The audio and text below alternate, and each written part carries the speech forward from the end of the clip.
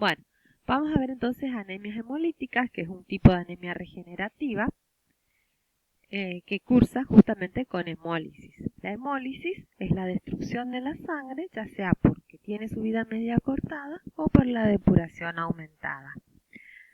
La clasificación de las anemias hemolíticas pueden ser por defecto de la membrana, esferocitosis, eliptocitosis, estomatocitosis, piropoiquilocitosis. Todos llevan a una deformación del glóbulo rojo o una modificación en su morfología normal. Por defectos en el metabolismo, acá va a tener, le va a costar producir ATP o glutatión reducido. Entonces vamos a tener alteraciones en la vía glucolítica, deficiencia piruvatoquinasa, o de la vía de las hexosa monofosfato, deficiencia de glucosa 6-fosfato deshidrogenasa.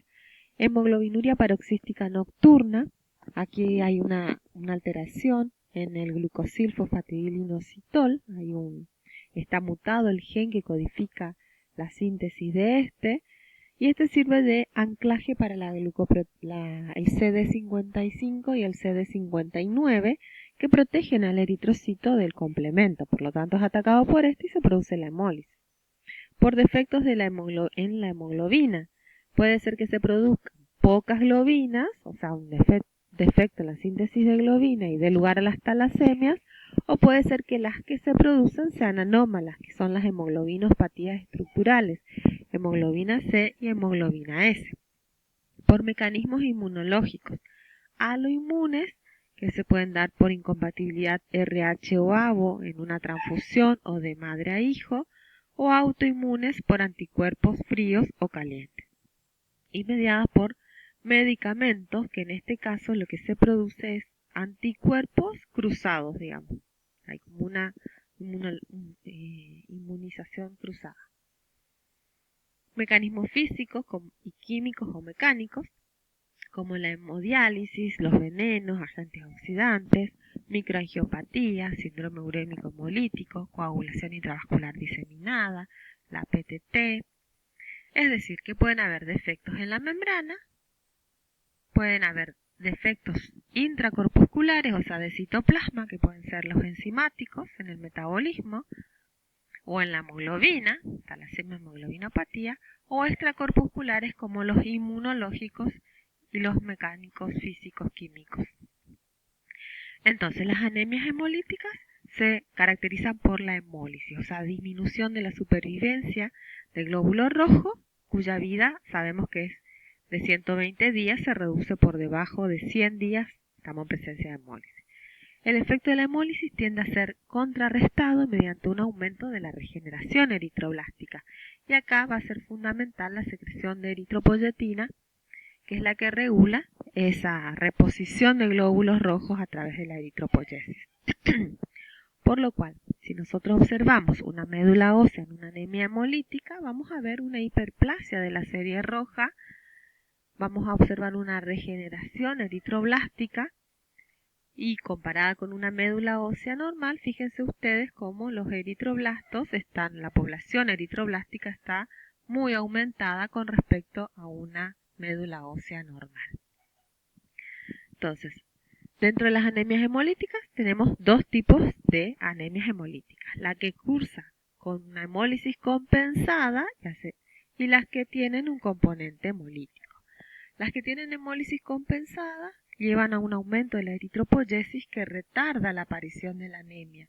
Entonces estamos en presencia de una anemia hemolítica compensada con reticulocitos aumentados. La hemoglobina acá no va a estar tan disminuida y el cuadro clínico no es tan evidente. Anemia hemolítica con componente hemolítico, ahí sí los pacientes se presentan ya con anemia por alteración de la eritropoyesis que no alcanza a compensar la destrucción. Entonces los niveles de hemoglobina bajan, a veces dramáticamente, bajan mucho, y la vida media del glóbulo rojo obviamente está disminuida y los reticulocitos también aumentan. A su vez, entonces, de acuerdo a cuándo aparece en la vida del individuo, podemos clasificarlas en anemias hemolíticas adquiridas o hereditarias. Las adquiridas comprenden a todas las anemias hemolíticas que no presentan ningún defecto heredado y pueden ser inmunes o no inmunes, o sea, aparecen a lo largo de la vida. y las hereditarias, sin embargo, son las que llevan algún defecto heredado en la membrana del glóbulo rojo en su contenido. Algún gen mutado o algo. También tenemos la clasificación fisiopatológica, que es a través del mecanismo de hemólisis, si este es intravascular o extravascular. La anemia hemolítica intravascular comprende a todas las anemias hemolíticas en las que la destrucción del glóbulo rojo se produce en el espacio intravascular. ¿Recuerdan ustedes cuando vimos alteraciones de las series rojas? Vimos que los esquistocitos eran propios de este tipo de anemia hemolítica. Cuando hay una anemia hemolítica intravascular, sabemos que el glóbulo rojo se rompe en los vasos, la hemoglobina es liberada y parte de esa hemoglobina se une a la albúmina y es llevado a los macrófagos, principalmente en el hígado. Y otra parte de esa hemoglobina se oxida a metahemoglobina y se une a la hemopexina, sobre todo el grupo M, a la hemopexina y a la aptoglobina, ¿sí? que van a proteger, digamos, al riñón de que esa hemoglobina filtre y pase por el riñón. Sin embargo, cuando los niveles de hemólisis son muy altos, pasa y aparece en orina hemoglobina y también podemos detectar hemosiderina que proviene de, digamos, del grupo hemo, principalmente el hierro, que se va acumulando proveniente de la hemoglobina en las células epiteliales y al descamarse nosotros podemos detectarla a través de una coloración. Anemias hemolíticas extravasculares comprenden a todas las anemias hemolíticas en las que la destrucción del glóbulo rojo se produce en el espacio extravascular, que es lo que nosotros vemos fisiológicamente. El glóbulo rojo muere, digamos, se produce la eriptosis en el sistema retículo endotelial o el sistema monocítico fagocítico. ¿Se acuerdan que iba el glóbulo rojo, que ya cumplía su ciclo y era captado por los macrófagos, y la hemoglobina pasaba a biliverdina, luego bilirrubina? Esa bilirrubina era transportada por la albúmina en el plasma hacia el hígado, donde se conjugaba y de ahí pasaba por las vías biliares, digamos, al intestino, donde se transformaba en urobilinógeno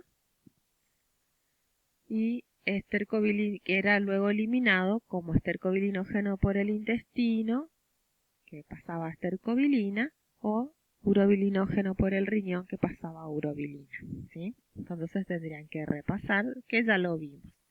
Acá lo tienen con más detalles, entonces cuando es extravascular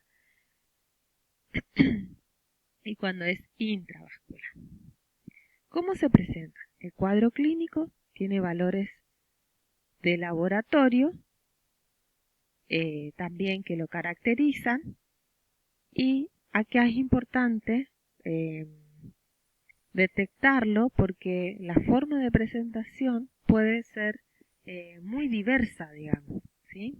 Por suerte nosotros desde el laboratorio contamos con parámetros que nos van a dar las pautas de lo que está sucediendo, digamos, de la anemia, del cuadro clínico de la anemia hemolítica. Entonces es importante el rol del laboratorio. Eso lo vamos a ver en la próxima presentación.